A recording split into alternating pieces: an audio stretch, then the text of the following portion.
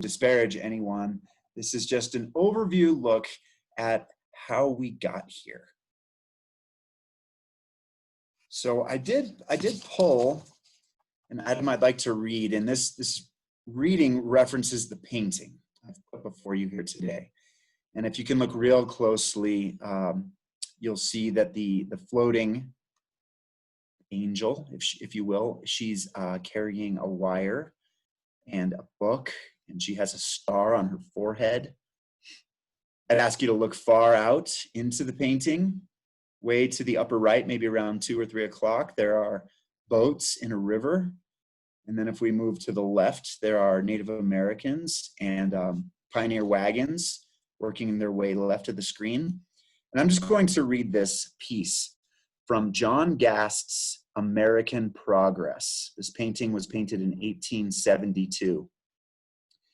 It goes to say, the precarious clad America floats westward through the air, with the star of empire on her forehead. She has left the cities, the East behind, and the wide Mississippi, and still her course is westward. In her right hand, she carries a school book, testimonial of the national enlightenment, while with her left, she trails the slender wires of the telegraph that will bind the nation. Fleeing her approach are Indians, buffalo, wild horses, bears, and other game, disappearing into the storm and waves of the Pacific coast. They flee the wondrous vision. The star is much too much for them. So this is the national ideal that we were imposing as we moved west. I found that very interesting when I came across the script and the painting itself. We were prophetizing and advertising this movement, and we were giving away land for free. I say we, the United States government was giving away land and encouraging people to move west and settle. So we have another look at the same phenomenon over the years. And remember, this entire presentation is couched on this concept of deforestation. To put it perfectly simple, I asked if clear cuts are the answer. And when we have a population surge across the landscape, those things that are growing above ground are likely going to be impacted. In many cases, it's the forests. And we can see over the period of, what are we looking at, 70 years or 80 years, consistent movement of people from the east side of North America, west, ever west. I would like to show you a few historic slides of what we expect or what we think was our forested landscape. If we can go right through the Dakotas, Oklahoma, straight on down to Texas, you'll notice there isn't any black. And we are all aware of the breadbasket that exists in the United States. So these are the plains. And then everything west of that open space is really Appalachia and the forested eastern part of our country. Of course, we move further west into Idaho, Montana, Washington, Oregon, and California. The country, our natural resources are predominantly forested. And so we can see that very much here. The next 3 slides are the same picture over time as westward expansion occurs. A little fuzzy, my apologies, but if you'll notice way to the east where the original colonies were, the darkness, the amount of virgin forest is minimized. I'll go ahead and go back 1 just for that taste. Very black. This is the cleanest picture, by the way, but it's virgin forest all the way to the coast. In this case, not so much. Indiana, south of Chicago, south of the Great Lakes, we see a great big swath of emptiness. So 1850 leads us to the early 1900s, 1920s, and these virgin forests, as we think back about what occurred, the people moving across the land and creating society used the natural resource at hand, which was primarily wood, to build society. They used wood for boardwalks, what we would today use concrete for sidewalks. All of the dwellings warming themselves industry. Wood would be turned to coal and well, smelted. So then finally, the year I graduated high school, it's our virgin forests are very slim. I went to school in Northern California, and if you let your eye travel way to the west in Northern California there, we do see some virgin forests remain. And I won't ask that question and ask you to type it in, but I'll share that this is a old growth redwood, primarily redwood forest sitting there. The redwoods forests, they did previously travel further north up the continents, but it is speculated that the ice sheets that worked their way down did scrape much of the redwood forest. So what remains is there in Oregon and Northern California. There's another spot on the planet where in China where ancient redwood trees remain, and it's at the same latitude. We think about the ice sheets coming and spreading south, ever southward. It's about where they stopped, and it's kind of interesting to see that in different parts of the world. I did get a question just pop in. It says, can you further describe virgin forests? Are our national parks not virgin because of roads through them? Hey, thank you so much for that question. I had played with whether or not I would address that. And so virgin was untouched by man. This is different than what we see today, primarily across the landscape. By the way, let me say this, forests regenerate. So this map is not representative of a forested North American landscape. It would be covered in green. Let's just pick green. It's a black and white map, but we have had regeneration for the last 300 years. And throughout these climate zones, we've also been tree planters. We've also left numerous stems or original trees that would be seed trees behind. So our national parks may have old growth. They may have a regeneration or a secondary growth in them because they weren't formed until the 1910s. And that westward expansion occurring prior to that may have led to the cutting down of much of the material in the national parks. I do believe that many people saw these trees and thought, let's just leave them. But we've all seen the pictures of Northern California, back to the old redwoods, where it took 10 guys to hold hands around the stem, how big these trees were. And then in the next picture, they've got a big saw out, chopping that thing down. Because Manifest Destiny said we would rule the world and the plants and the beasts and use those resources for our needs. So in the national parks, I do not believe we're looking at virgin forests, but we may be looking at old forests, as in a couple of 100 years, that kind of thing. But you know what, to end this point, I would encourage you on your next visit, especially if it's a forested environment, when you go to your next national park and there's an interpretive ranger around, play that question out. It's really great to know that we're thinking. We're thinking about what and why and what am I looking at? Is it original? Is it a replacement, if you will? So, hey, thank you so much for that question. I'm going to move forward into a few more pictures, pretty visual, and hopefully you've enjoyed these as well. But we have encouraged the people to move into the forest and set up camp and railroads, right? Riverways, ever-present expansion of the Western ideal across the landscape. So we have this is what a clear cut looks like, but and in today's environmental ethic, it's important to keep this in mind. We do have an environmental ethic born out of Earth Day in 1970 and possibly prior. Our current civilization believes, many of us believe, that taking care of the land is a good thing. It's important.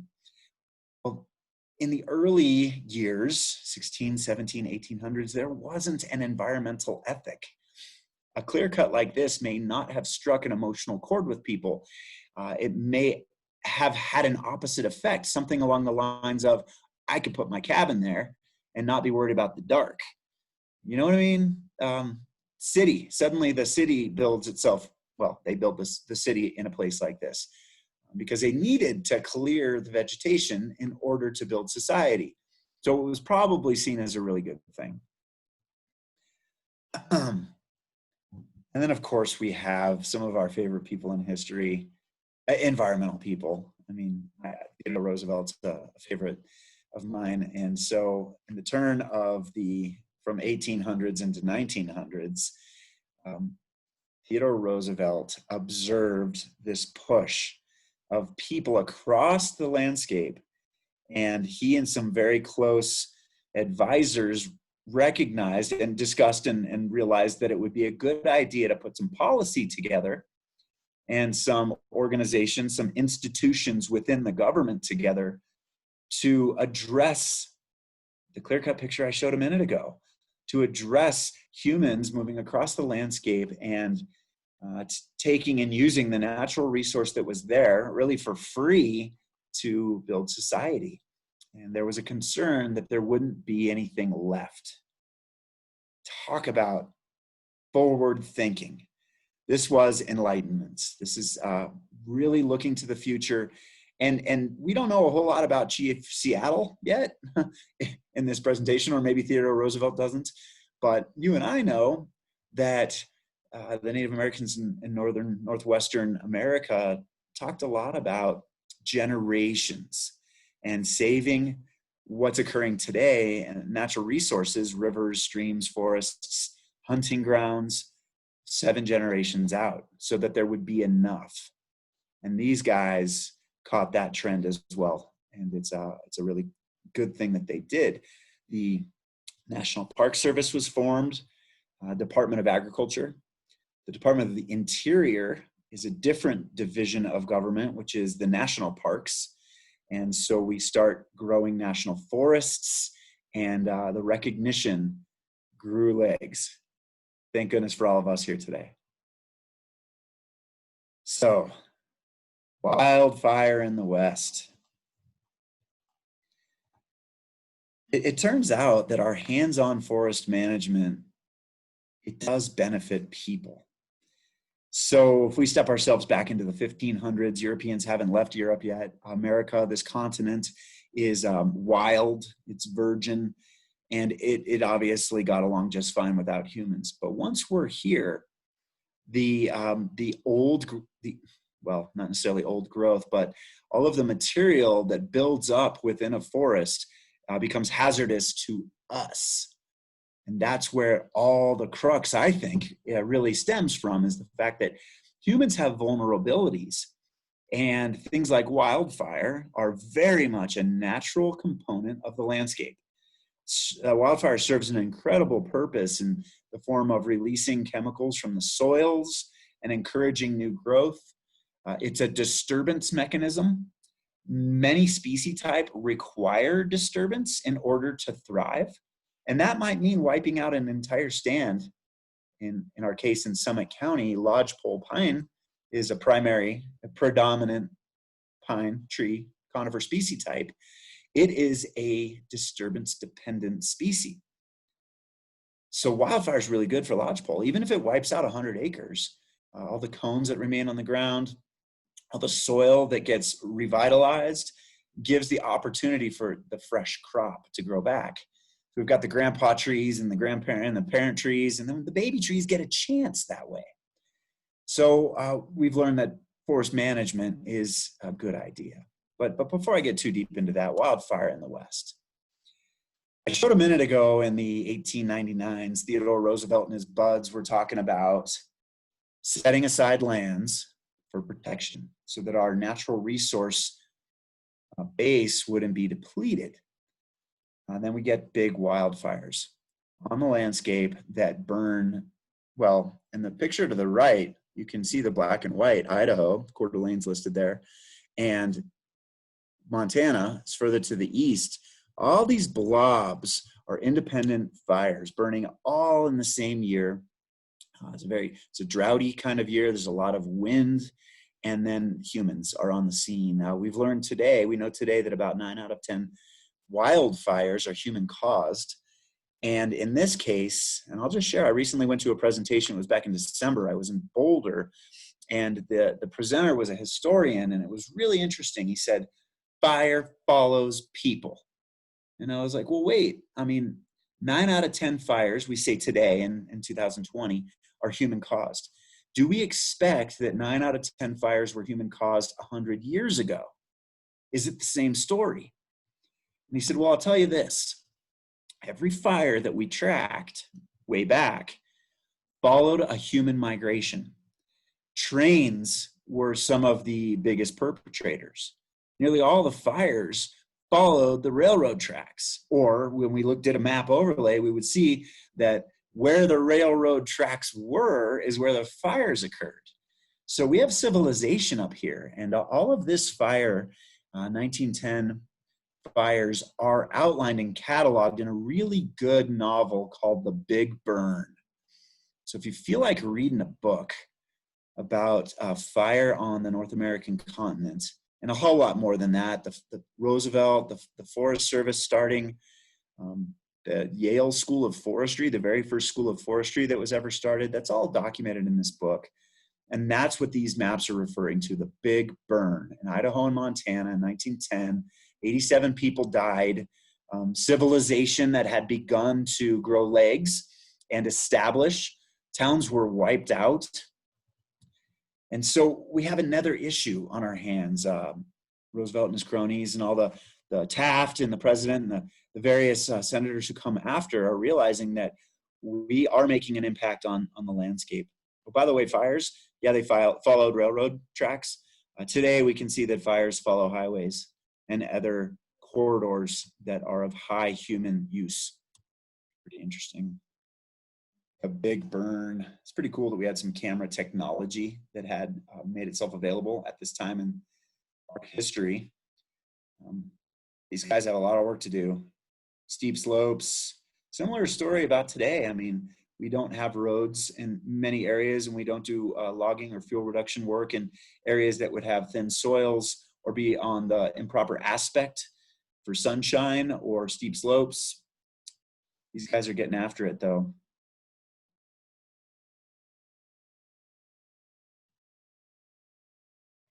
All right, I'll let you read for a second.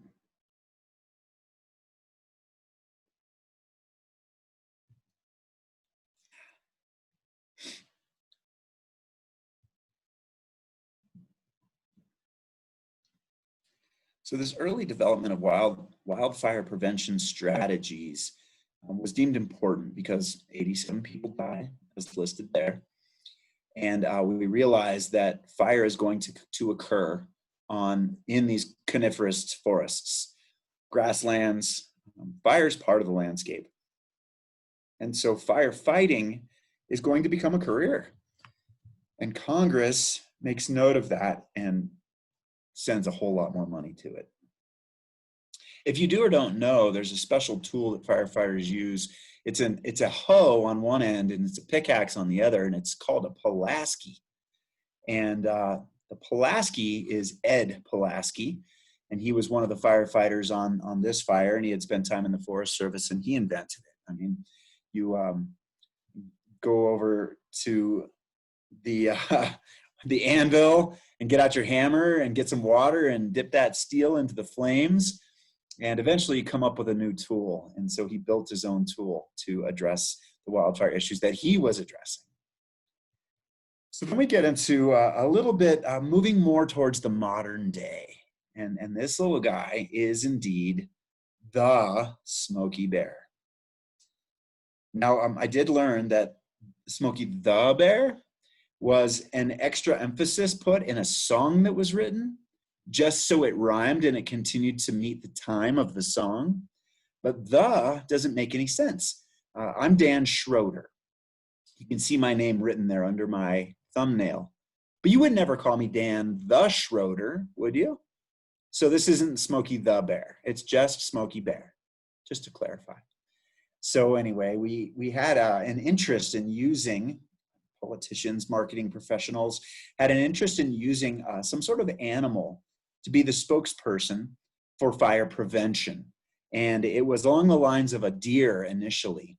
And we find that this little bear was burnt in a wildfire in New Mexico and lived.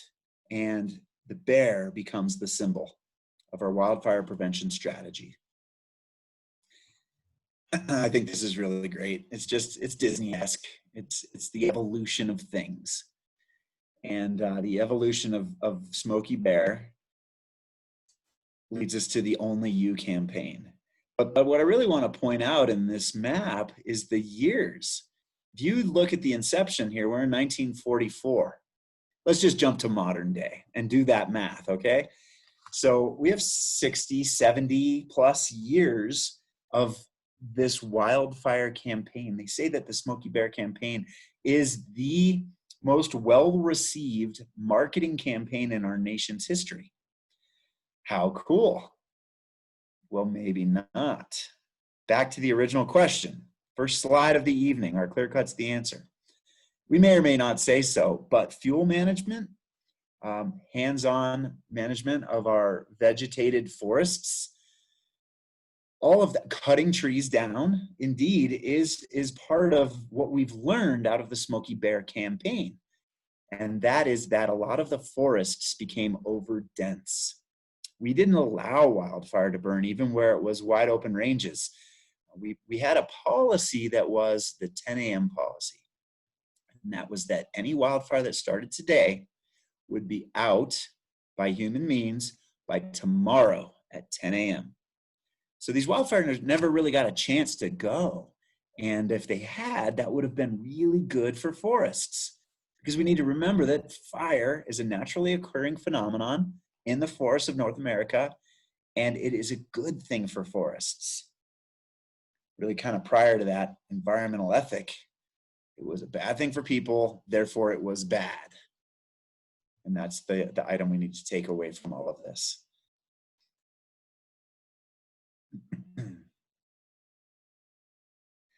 And I did mention each of these items already. So if we think of most of our forests, there is a lot of extra flammable material under the understory, or in the understory, under the overstory, branches that have fallen off over 100 years. As the tree continues to grow, it may shed its branches. We have lots of fine fuel that's grown up in the form of shrubbery that ends up dying, and all of that stays where it is. And so we have this loading of fuel. So I'm gonna stop my screen share here. It's a little test, and I'm gonna open this visual capitalist. And I would say this big, that the whole headline here is that this is our newest issue, is really based on population. It's all about us still. And if there are 1 million people in a forested environment that is fire prone, and fire is not good for people, when that forest lights up, it's bad.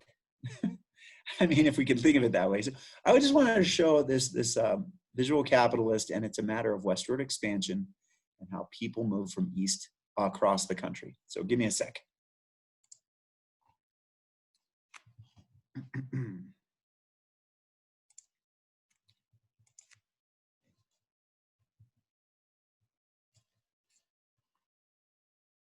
Recording Facebook, leave screen share. Yeah, cool.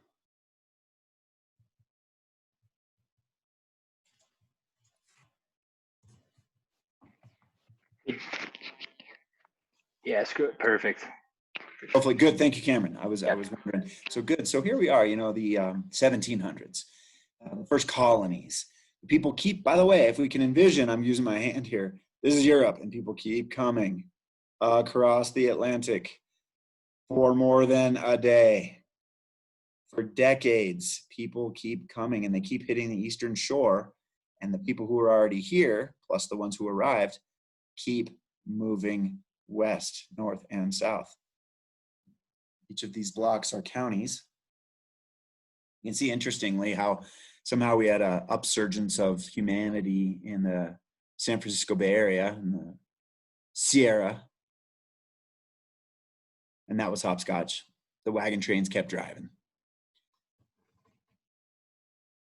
And these spots are where population centers have stayed, where towns were brought up or grown, and civilization was built and nurtured. Getting close to the current day. Hawaii received a few, and I'm seeing a few around Anchorage popping up. I think we stopped at 1990. Oh no. So what do we think about our forests and our natural resources after 200 or so, 300 years worth of people coming across the landscape, using the natural resource at hand? Do we have any more virgin forests? No way. That would be very difficult to come by. But we do still have forests, and that's a great thing. And so my screen share is good again, I hope. The wonderful thing about forests is that they regenerate. The troubling thing that we need to remember is that we are prone to the pressure of wildfire in these forests, and that will continue to occur. It's a naturally occurring phenomenon.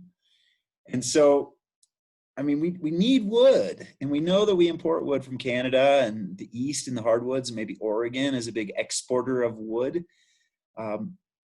But we all need wood. Wood is part of our society. Every building that we enter has some component of its framing made out of wood.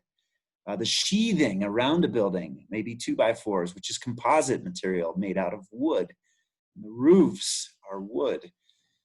Toys, so many toys are made out of wood. Paintbrushes, the handles are all wood. I mean, it just really goes on and on. So if we think about wood as a natural resource, and we realize that over time it has been used, the likelihood of us stopping using wood is low. Now we have a new product that didn't exist anywhere in this presentation, which is plastic. That's made its way into our society over the last 50 years. Plastics have been on the ground for about 50.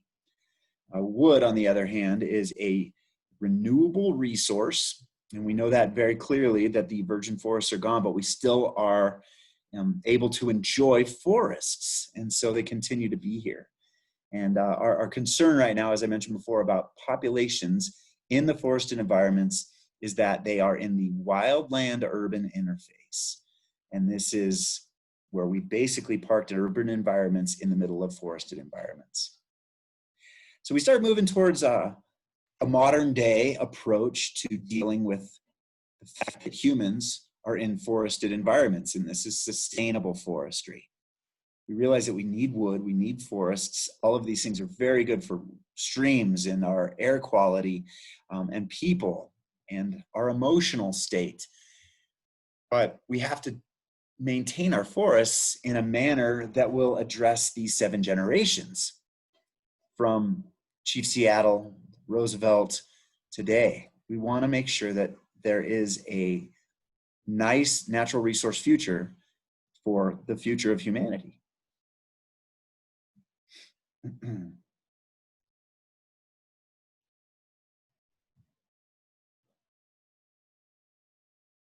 Hopefully that's a good time to read the paragraph. So at a glance, this is a successionary picture that we end up having things that grow first, and they are overshadowed by things that are slightly larger, and so on in this cycle. There is a tree midway through the picture. It's just above stand management protection, and it's laying over on its side. And that is a depiction of how forests grow and come apart. And in turn, the greater forest continues to grow. And so we have this sustainable forestry cycle. And we harvest, right? So now we have part of the plan is we're going to come through and cut in a periodic time frame, and that land under those big trees is going to be devoid of vegetation for a period of time, maybe 1 to 3 years or 5 years, but new vegetation is going to grow, and that will begin the cycle over again. So back to the original question. It depends. It all depends on what the management objective is. And in many cases, this has to do with what the landscape looks like, what the topography is, water resources, geology, and the human impact in that zone. So here we are in Summit County, in red, Summit County, Colorado. And I say we, I'm sitting here. I don't know if everyone in our viewing audience is in Summit County, but this presentation is coming from here.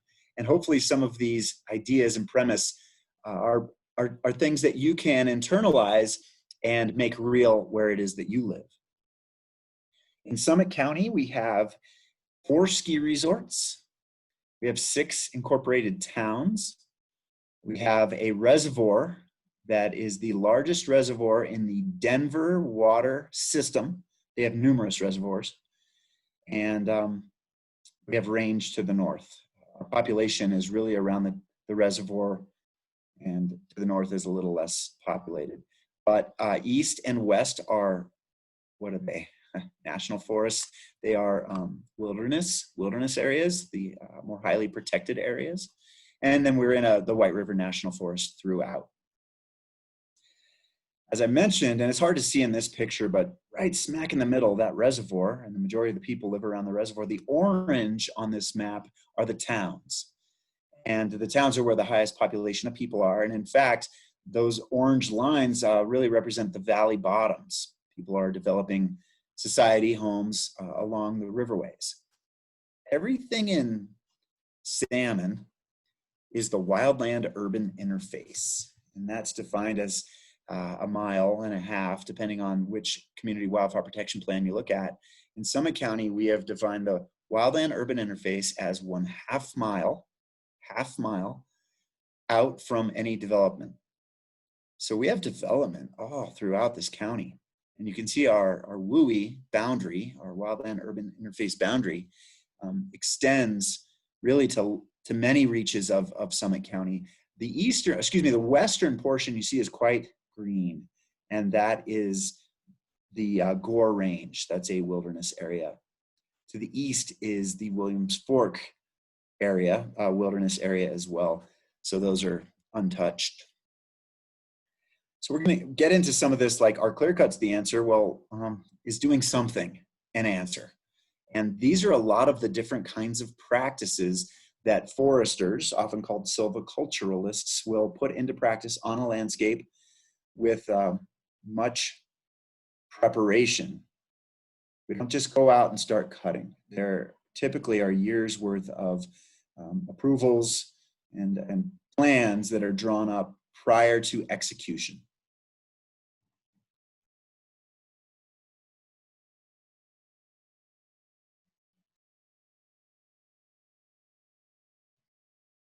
So I'm going to show a couple examples of silvicultural practices. And the first one is not based on trees. Although a lot of these listed are based on trees, we need to think about the ologists. I often say the ologists that are out there. The zoologists, they're often concerned about the study of the animals that are on the landscape. And the hydrologists are concerned about water. So we have typically in the silvicultural process and the planning to do work on the landscape, many of the ologists are involved to make sure that each of these values aren't overlooked, or at least that they're embedded within the practice. So this silviculture plan is, I don't know if I'm going to make a map. Oh, good. Center left. So if you go to 12 o'clock and then go left towards 11 o'clock, you'll see it's listed the town of Breckenridge. The word Breckenridge is sitting there at the top of your screen. So this is south of Breckenridge. And that goose pasture tarn, you see that water square in the middle? That is the town of Breckenridge's water supply. So this Indiana Creek road, you can see that it's on one of the drainages that would feed the goose pasture tarn. So this inherently becomes an important area for the town of Breckenridge. And this silviculture practice is looking at a restoration project for Indiana Creek. Specifically, there is a roadway that goes right through the creek, and it's detrimental to the aquatic habitat in the creek. So the pin shows where the silviculture practice is going to occur, and we can see everything in yellow is the drainage basin. All of these valleys, all of these folds on the hillside are going to eventually melt and make their way right down to that pin. And is really important. I'm going to show you why in a little bit, but there's aquatic life in the stream that's being impacted, it's dying, and that's part of a silviculture approach, is making sure that all the things have an opportunity. So this plan is to disconnect a number of feet, big sections of roadway, reconnect stream bank habitat, eliminate sedimentization, I'll stop there, and chemical pollutants from cars, and then aggregate. So let's look at where we're headed. This aquatic organism passage, oh, pardon me, I have my slide a little off the screen, but it's a 100-year life cycle is what they're hoping, and it will diminish a lot of the issues that we think are occurring in the stream. And this is what an aquatic organism passage looks like, rather than the road, by the way, was right where this culvert is. So you can imagine a 4x4 making its way into the forest, whether you're a hunter or you're taking pictures, you're gonna blast right through the stream. And that's what this project was attempting to control. It's also water quality, making its way into the goose pasture tarn for the town of Breckenridge residents to drink. So the passage is built and the road bed is then built over the top of it.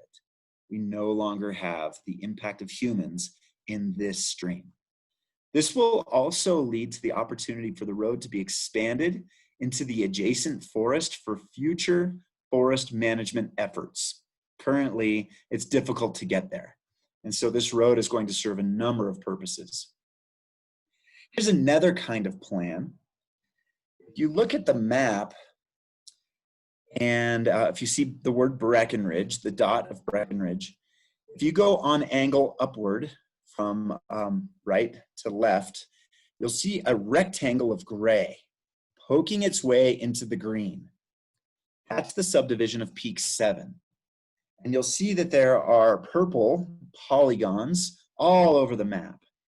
And these are treatments, or what they're often called, silviculture prescriptions that have already occurred over the last 12 years. So currently, the yellow represents the most current plan. What are we going to do to protect the community of Peak 7, which is literally injected into the forested environment? We also know that 10 or 15 years ago at this time, the mountain pine beetle had created a lot of mortality on the landscape. So a number of the trees are standing dead, and they are called hazard trees. So we have a lot of recreation users as well. A lot of trails are around this area. So we have a heavily forested, occupied trail user, recreation user, and the ski resort is rather close as well. Of course, the town of Breckenridge. And so we would never want to see anyone injured by falling trees, hazard trees, by a wildfire that crept up to the neighborhood. So there are current plans in chunks. So is it clear cutting? Well, if it's 28 acres, I don't know. But if it's 1,000 acres, maybe so. So these are these adaptive cuts, salvage management, clear cut, all these different prescriptions that have different ways the ground will look after the production has occurred. They are all going to occur on the yellow, and they're effectively wrapping the community of Peak 7 to help it maintain its health and vitality. So this whole wildfire progression is made up of big, medium, and small cogs. And the yellow cog there could be smaller. That was my intention. But typically the big cogs are the United States Forest Service and the largest landowners. They are always in the process of planning forest management activities. So then we have the medium cogs, and those are the municipalities and the county. And they are also responsible for taking care of large tracts of land. And in our progressive part of the Rocky Mountains, our municipalities, our towns, and our county are pretty progressive. Taxes have been voted on, so tax measures have been put before the public, and we tax ourselves, and we pay to put money into the medium cog so that those forested landscapes are also treated, and there are funds to help do it. Also, and the small cog, which I'm calling this yellow cog, that's your private property. Those are individual parcels and homeowners and lots that also need to be managed. If we allow these lots to become overgrown, they may very well be the catalyst for an entire neighborhood being lost due to a wildfire. So some of these monies I mentioned also go to programs like the chipping program that are directly responsible for clearing material, removing material from the small cogs. So we have the bigs, the mediums, and the cogs, and we're all involved in the progression. And it really looks like this, right? It's fully exploded, and there's a whole lot we need to do, right? Look, clean your gutters, etc. So progression is rather expansive in its scope if you allow it to be. So how do we emotionally internalize this activity? We're going to cut trees off our yard, but we love those trees. We bought the house because of those trees. So we have to go through a process, maybe like the 7 steps of grieving, and ultimately it leads to action. And I like to invite people to take action in small steps, whether it's 1 tree this summer, and then it's 2 trees next summer. It gives you a year, it gives you the additional 8 months to just think on it and look at it and see how your landscape has changed and modified. And I would propose that we gain a whole lot by creating glades, vistas, and view corridors. Hiding your home behind the veil of trees was a previous conception. That's not being held so readily today. People love the view. Let's embrace that. So doing this before the wildfire is the most important part, because you can't do a whole lot when it's occurring. So this is a matter of thinking ahead. The Summit County government has a grant program. We're no longer taking grant applications for 2020, but in the winter, February, March, we are talking with folks. And so think about that for next year, for 2021, if a cost share is something that you think you might be involved in. How do we mitigate? There are a couple of ways to go about this, and this is removing fuel from around your home. The current suggestions are that we have an immediate zone around the home, and that's in 5 feet. And it's suggested that nothing be growing within 5 feet of the home, and that's mostly because of embers. Fires that start and get up into the tree canopy end up casting embers up to 1 or 2 miles away from the flaming front of a fire. And if you have grasses growing around the edge of your home and the embers land there, they're going to very quietly and sneakily burn their way up under the fascia of the house. And before you even know it, you may be engulfed. So the idea is the first 5 feet is fully clear. And then we create a park-like environment of clusters of vegetation moving out away from the home, smaller clusters of vegetation, and then ultimately towards the property line is where you would feather into more robust vegetation, therefore increasing your glades, vistas, and view corridors. Your view corridors become really, really good at that point. And then home hardening. These are things like decks and overhangs, your roofing. Hopefully no one has any cedar shingles anymore. This is all asphalt shingling these days. Clearing out your gutters, things that are hanging off the house could be looked at and readdressed with different materials. And there are a lot of materials in the building arena to address fire hardening is the word that comes to mind. Fire resistance. Thank you. The current defensible space graphic, it was previously 3 zones. The first zone was 30 feet out, zone 1. And then we went to 70 feet, and then we went to property line, zone 1, 2, 3. We're getting a little bit more specific these days as more and more science is coming out about how fire behaves, embers, fuels, and the house itself being an actual fuel source. If we can eliminate fuel sources up against the house, we can protect whole communities. Some of the resources available here in Summit, and SAR, when you get to that 3rd bullet, is the Summit Association of Realtors. They are a really great partner in all of this, and they have just super resources, and we can't thank them enough for all the effort that they put forward to our fire issue here in Summit County. Homeowner tax credit, I believe, is $2,500. I did go look it up recently, and it's good till 2022. And so that's monies that you could take off of your taxes if you spend for wildfire prevention. Of course, your fire districts will come out and do a walk around and point out to you how you can make your home less prone to fire.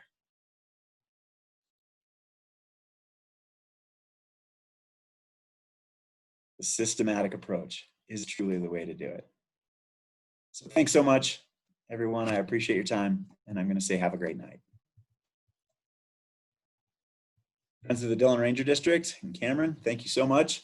I appreciate having the floor this evening.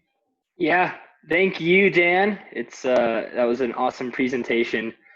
You do a ton for us, and I want to thank you for that from me and the rest of the FDRD crew. I know you put a good bit of work into this, so I'm very appreciative. And I spoke with Dan right before we went live, but this is such a cool series that we've started doing. I checked in yesterday, just 3 days after the first webinar series, and there was already over 250 views on Joe's presentation from last week.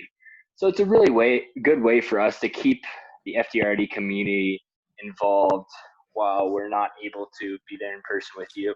And I said it last week, and I want to echo what I said, but we miss the volunteers so much. We miss you guys. You guys are the backbone of our community, and it's so nice to be able to, even over a Zoom screen, be able to hang out with you guys. So we will be posting this video on Facebook on our page, and I'll also be uploading it to our YouTube channel. So tell your friends and have them tune into that. Thanks again, everyone, for tuning in. Our next installment of the webinar series will be next Tuesday night, the 9th at 5 p.m. We have a member of SWAD, Jim Alexander, who will be talking about noxious weeds in Summit County. So thanks so much. You guys are awesome. This is great stuff, and I'm really excited about it. So thanks from FDRD. You guys take care and have a great night.